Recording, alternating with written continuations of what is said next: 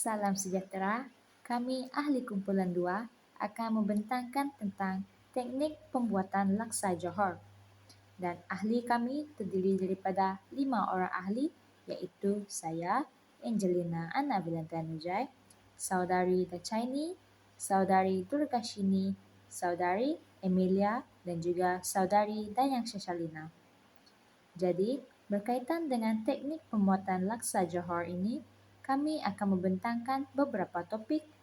Yang pertama, pengenalan tentang laksa Johor. Yang kedua, cara kuah dan mi laksa dibuat. Yang ketiga, keistimewaan laksa Johor. Dan yang keempat, video berkaitan dengan bahan yang digunakan serta cara-cara untuk membuat laksa Johor.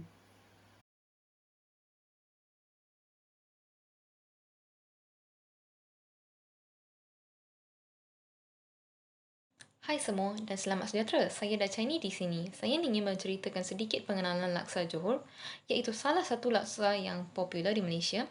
Ianya penuh bersejarah dan ada identiti tersendiri.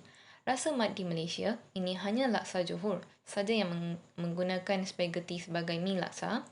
Mengikut cerita orang-orang dulu kala, sebab laksa Johor bermikan spaghetti kerana isteri Sultan Johor pada waktu itu ialah wanita Inggeris.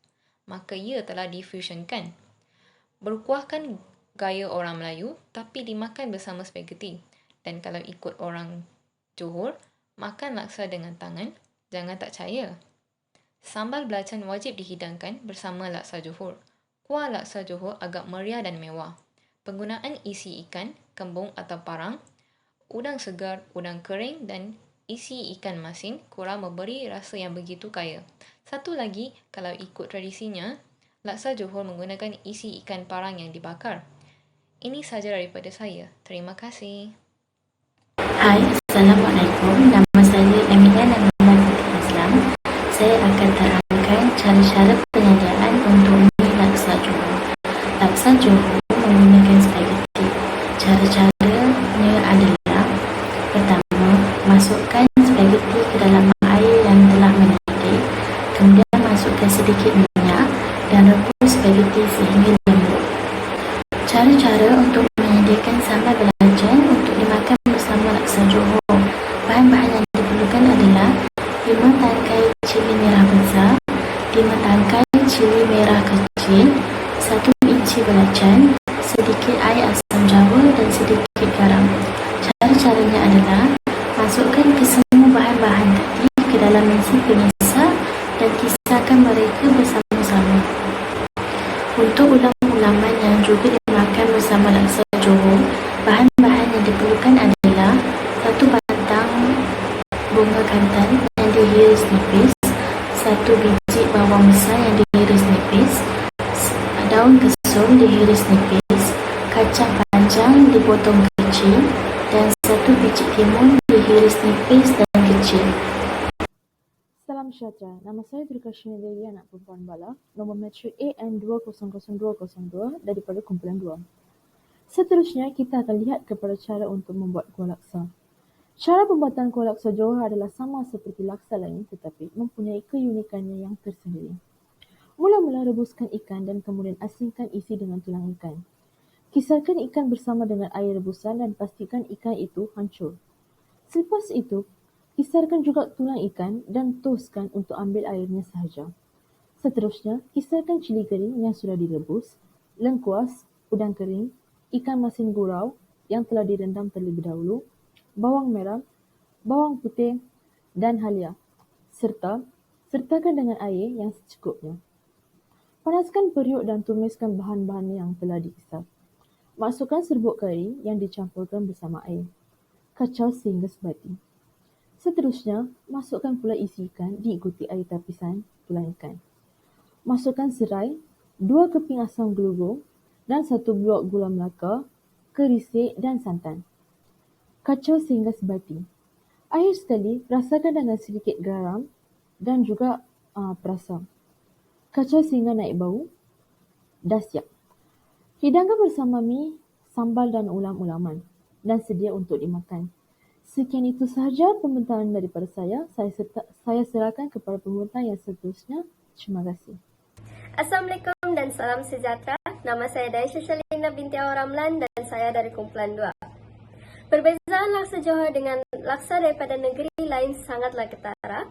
Hanya laksa Johor dimakan dengan spaghetti berbanding mie laksa seperti versi laksa negeri lain. Selain itu, kuah laksa Johor sangat pekat, seakan-akan seperti kuah spaghetti yang dimasak cara orang Itali. Asalnya, laksa Johor ini dimakan menggunakan tangan dan dihidang dalam pinggan. Laksa Johor ini sukar didapati di kedai makan, hanya semasa perayaan sahaja orang Johor akan membuat laksa Johor. Irisan timun juga unik kerana timun dipotong untuk mendapatkan gulungan timun yang memanjang dan nipis. Akhir sekali, ulaman yang digunakan adalah daripada bahan yang mahal untuk memberikan aroma dan rasa yang cukup dan memenuhi cita rasa almarhum Sultan Abu Bakar. Itu sahaja dari saya. Sekian, terima kasih. Hai, Assalamualaikum. Hari ini Nana nak buat laksa Johor.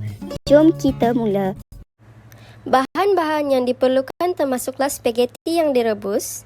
Bagi kuah laksa, 10 ekor ikan kembung, 1 genggam cili kering yang direbus, 400 gram udang kering yang direndam, 400 gram ikan masin kurau yang direndam, 2 inci lengkuas, 6 biji bawang merah, 4 ulas bawang putih, 2 inci halia, air, minyak masak, 1 paket kecil serbuk kari ikan yang dibancuh dengan air, 2 batang serai yang diketuk, 2 keping asam gelugur, 1 blok kecil gula melaka, 2 sudu besar kerisik, 500 ml santan kelapa, garam dan serbuk perasa.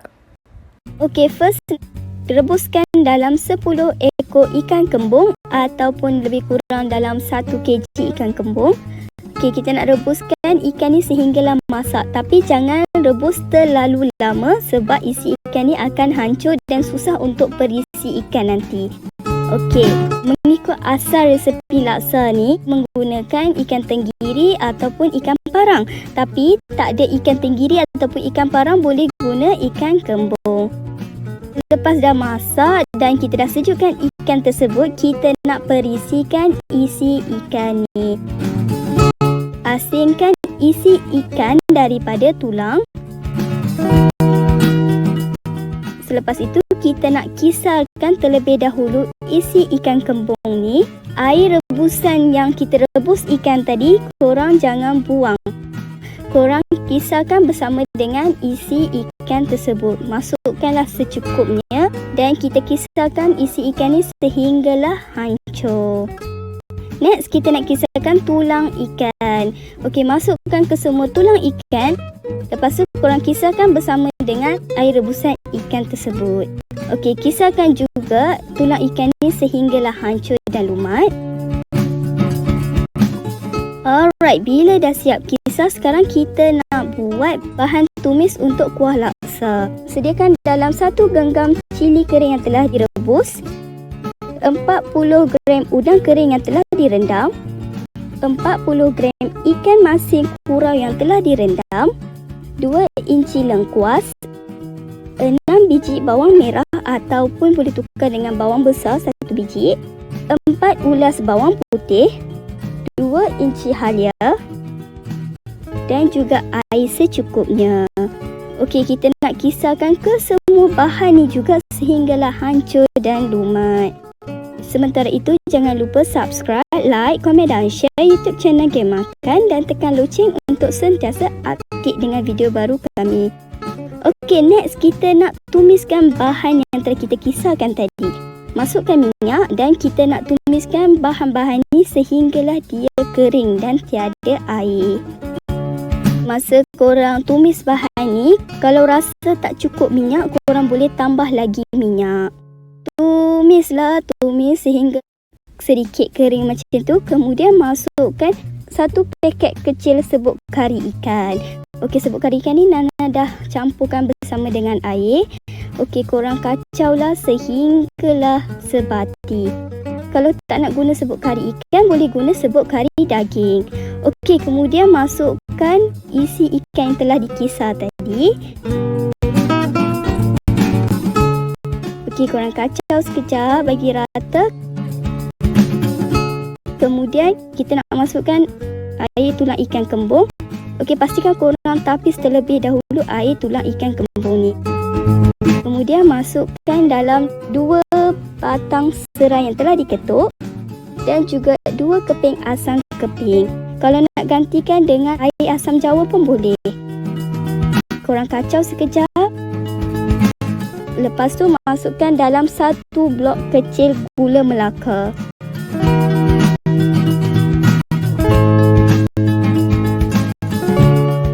Selepas itu masukkan dalam 2 sudu makan kerisik.